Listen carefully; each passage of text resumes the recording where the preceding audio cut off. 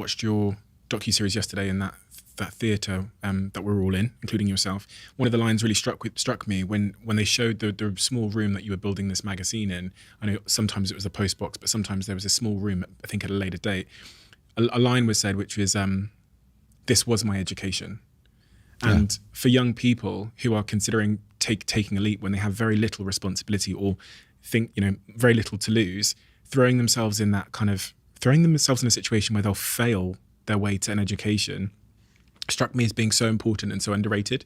When you don't have kids or you don't have a house or a mortgage, and it seems like that's exactly what you did. You used like failure and risk as a way to self-educate.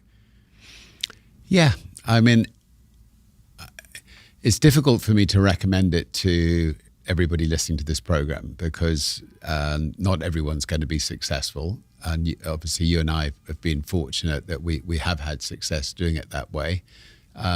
Some people, and I'm going to put my conservative hat on knowing that the parents may be listening as well.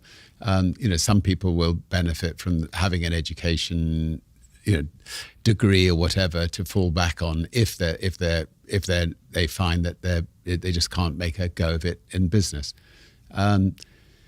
But anyway, I think for the two of us, I think the being out in the real world, I mean, I learned so much, and it's held me into such good stead throughout my life. In running a magazine, of course, you're going out interviewing people, you're learning every time you interview somebody. I think being a journalist or being an editor, it's not so different from being an entrepreneur. You're out all the time, meeting new people in different sectors, just learning.